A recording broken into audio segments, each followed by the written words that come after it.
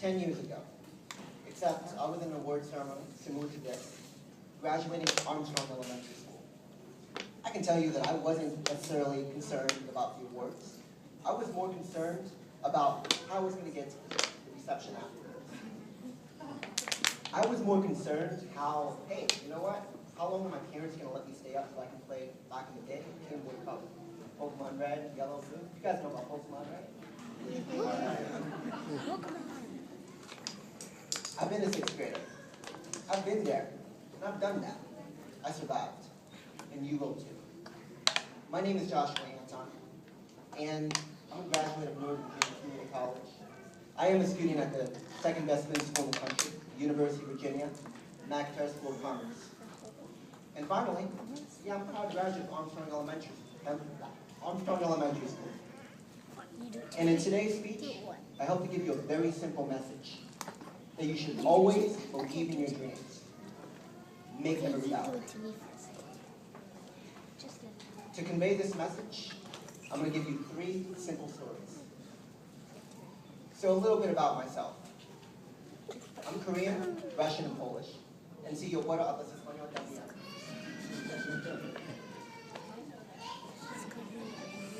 I co-founded my first company at 20 years old, Awesome Ideas. Published my first book at 21, a book called Investment Blunt to the Point. And created a mobile application called Drunk Mode for the iPhone at 22. But 4.5 years ago, at the age of 18, on February 9th, 2009, I was kicked out of my house as a senior in high school, at the age of 18. Imagine, tomorrow, you're all 18. You're adults. You're now in charge of paying for your food, your shelter, your clothing, your friends, and your friends' food. You gotta do that. There are no parents waking you up in the morning to get to school. In fact, you now have to work 2 jobs, 35 hours a week. One of them pushing carts in the rain sometimes at the local giant food. And you have to survive your senior year of high school. And you have to figure out how you're going to pay for college and what college you're going to go to. Imagine if that happened to you. That would be crazy. And trust me, I've gone through it. It sucked. I was angry and sad, of course, because obviously if you don't have your parents with you, you're scared, you know? You're wondering, you know, you don't wake up the next day and say, hey, this is the best thing that ever happened to me, being kicked out of my house. You're uncertain because, you know what, if you lose that job, you're not even able to pay for your bills.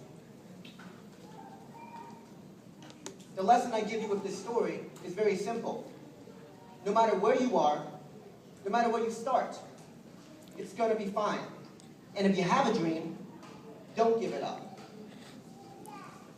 I was very fortunate because my best friend's mother, Josephine Miles Warner, who took me in when I was kicked out, showed me that lesson to not give up. And I hope to share that with you today. I was very fortunate because my best friend's mother, Josephine Miles Warner, who took me in when I was kicked out, showed me that lesson to not give up. And I hope to share that with you today. So as you know, it would be a very scary feeling if you were kicked out of your house and you'd be angry, right? And I remember for 2 months talking to her about it and, you know, being upset. And then one day in April, she went up to me and put her hand up. And she said, Josh, stop talking. And she asked me for a $100 bill. And I was looking at her and I'm like, I don't have a $100 bill to give. I have a few coins, a few dollar bills. And she said, exactly. She said, Josh, how can you give me a $100 bill when you don't have it yourself? How can you how can your parents give you the love and happiness if they're not even happy with themselves? Josh, I understand that you're angry and you're sad, and it sucks to be kicked out of your house. But you have to go and move forward. You can't blame your parents for what happened. You can't give up. I don't know what your dream is, and I can tell you at 18, I still didn't know what exactly my dream was. But I knew when I found it, that I wouldn't give it up. She taught me that. And that is the first story I give you today. Because I'll tell you what, I wouldn't be where I am today, living my dream, running my own company, being in the second best business school in the country, if I had given up at that time.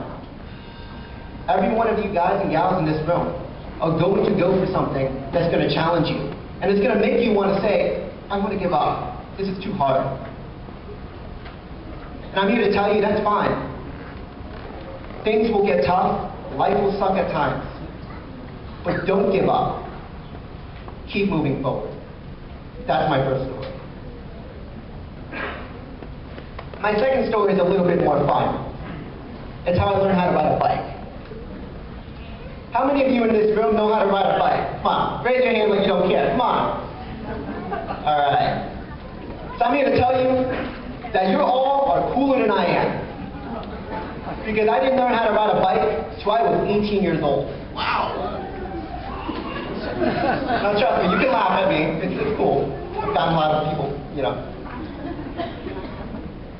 I wanted to learn how to ride a bike so I could learn how to ride a motor scooter so I could get to Northern Virginia Community College because it was 4.5 miles away and buses didn't run between 9 and 4. So I asked my brother Daquan, hey Daquan, can you teach me how to ride a bike? And he was like, yeah, sure. So he goes into the shed, he picks a bike and he gets a helmet, takes me to a random cul-de-sac around the corner and sets me there. And then he says, okay, I'll see you later. I'm going to go get some food and play some Super Smash Bros. Brawl at my friend's house. Now you can just imagine, you just ask your friend to they'll teach you how to ride a bike, and he's leaving you to play video games. That's messed up, right? Yeah, you can cheat from that. He walked away. I just looked at him. But me being the macho man that I wanted to be, I was like, I'm going to get on that bike. I'm going to ride it. So I get on the bike the first time, and I fall flat on my face. And trust me, that hurt. Has that happened to you at all? I get on the second time, this time a little bit smarter. Still fall, but on my arm and leg. About 10 or 15 times later, I'm finally able to balance that bike 2 to 3 hours in. I started at about 1 p.m., it's about 4 or 5 now. Then I tried to take a step forward, fall off again. Bike almost fell on me. And I was pretty small then, I was like 5'2". By about 10 p.m. that night, I finally was able to ride that bike. There were probably a lot of people who drove past, the cul-de-sac and laughed because a 5'2", 18-year-old trying to learn how to ride a bike and falling off. Kind of sucks. It took me about 70, 80 times to do that. But man, I was like a 5-year-old in an 18-year-old's body. I was the happiest little boy in the world. I was riding that bike around the cul-de-sac, and man, I was living childhood. The point I give you is not to tell you that once you're kicked out of your house, you gotta learn how to ride a bike. Try to do that for yourself. The point I give you is life and your dreams is like riding a bike. You are going to fall on your face many more times than not. And that's cool. That's fine. It's what you do after you fall on your face, after you fall off that bike, that truly matters. You will make your dreams a reality, but don't let failure or the thought of falling off that bike or failing at your dream prevent you from going out there and achieving it. Let me tell you, how many of you did fall off the bike the first time that you started riding it? Raise your hands. Okay. You got some really cool people in here that knew how to ride it the first time. If you didn't get back on that bike, would you have ever learned how to ride it? The same goes for your dreams. Don't worry about falling. Don't worry about failing at them. Every time you go out and you get back on that bike, and you go out and make your dream a reality, right? You're finding a different way to make it happen. Don't give up. Don't worry about failure. The final story I give you is about crazy people. And I'm here to make a confession that I'm crazy. You can laugh, I'm crazy, and that's awesome. Because you know why? I have a really crazy dream. My crazy dream is to change the world, develop the world before the age of 29, to one day be on the same level as Steve Jobs and Bill Gates, to show anyone, whether it be in North America, Europe, Africa, Asia, that a kid that was on the verge of homelessness at 18, barely could learn how, didn't even know how to ride a bike at that time, could be on the same level that Bill Gates and Steve Jobs is. And trust me, that's a hard level to get to. That's my crazy dream. And I'm here to tell you that no matter how crazy your dream is, you gotta make them happen. There are people in here, I'm sure, that want to be police officers, firefighters, the next president of the United States, next CEO of a Fortune 500 company, researchers, scientists. Those are all crazy for a sixth grader to imagine, or fifth, that I'm going to be a researcher, next president, a scientist. But that's awesome. You'll make those crazy dreams a reality. Don't take it from me, though. Take it from two awesome people that have made their dreams a reality. Think about 10 years ago. Well, you guys may have almost been like one or two. But think about 10 years ago, Barack Obama went up to someone and said, hey, you know what? I'm going to be the first African-American president of the United States of America. People would have looked at him and said, hey, I don't think you should do this. This may be a little bit difficult. You'll be the first out of 44 presidents to do that. It's going to be hard. But he didn't listen to other people. He went out there and made his crazy dream a reality. And we have our first African-American president of the United States of America. Who here has ever used Google? Raise your hand. Imagine a life without Google. Okay. I couldn't.